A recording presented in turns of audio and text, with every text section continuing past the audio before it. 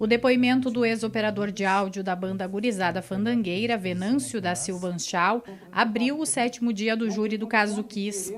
Venâncio estava trabalhando na boate na noite da tragédia.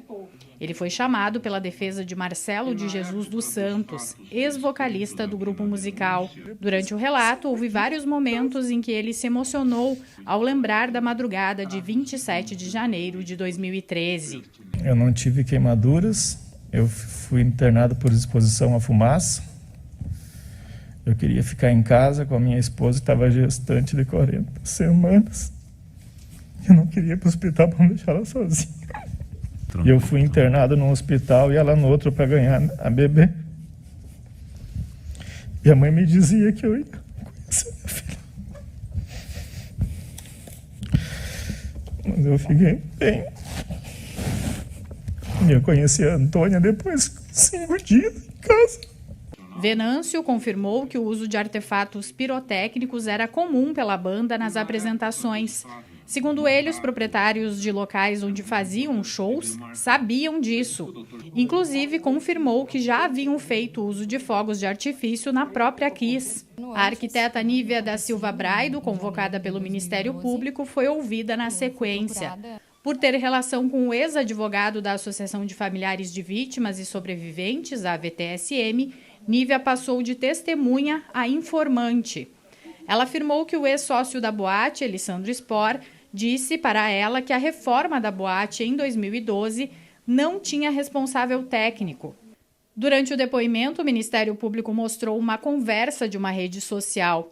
No diálogo, o dono da boate diz que o projeto da reforma estava sendo feito por ele e por um tio. Um ano antes, do acontecido, em janeiro de 2012, eu fui procurada pelo Kiko, por uma conversa, ainda na época pelo Facebook, em que ele me perguntou se eu era arquiteta, eu disse que sim, e aí ele queria uma indicação para colocar um papel de parede na boate. Me disse que estava fazendo uma reforma, e aí eu, no momento, questionei sobre quem que estaria fazendo essa reforma para ele, qual o profissional responsável técnico pela obra, e aí na conversa ele me falou que ele não tinha nenhum responsável técnico. Me disse que ele estava fazendo por conta, que ele que entendia da noite, ele que sabia como as coisas funcionavam, os fluxos ali da boate, estava fazendo por conta.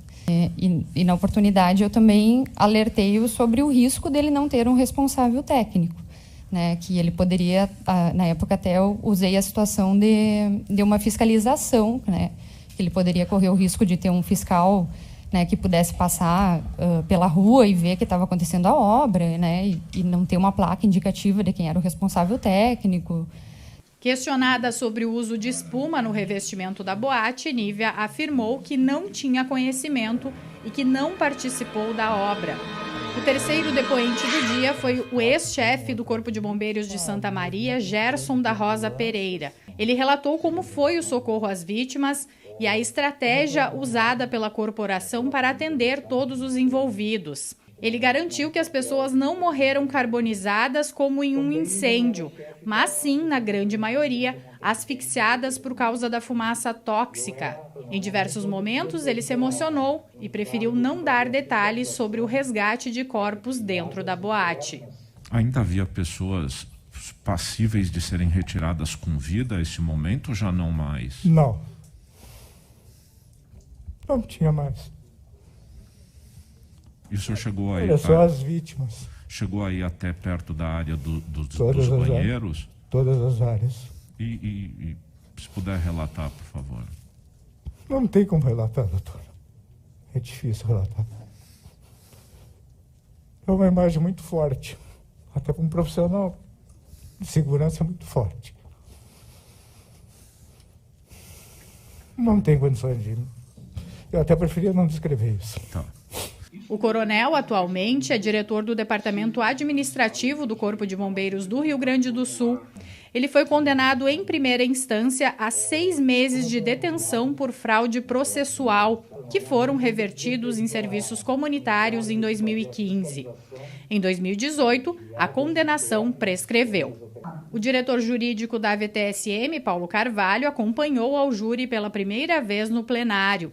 Ele mora em São Paulo e deve passar 4 dias em Porto Alegre. Paulo acredita que a condenação dos 4 réus é certa. Nós queremos a verdade. Acho que a população, de uma forma, que pensa nos filhos, quer a verdade. O júri do caso Kiss ainda não terminou, mas já entra para a história como o maior do Rio Grande do Sul. Até aqui, já são 7 dias de julgamento. O Ministério Público estima que no próximo final de semana a população já tenha conhecimento da decisão dos jurados. Depois de ouvir as testemunhas, nós temos um momento bem importante, especialmente para as defesas, que é o momento dos interrogatórios, né, em que as defesas aproveitam esse momento para que os acusados deem suas versões, tragam as suas defesas, né? Então isso deve se estender por algum tempo, deve ser bem explorado pela defesa esse momento, e em seguida, então, aí nós começamos os debates, e aí é um ponto prévio à própria decisão.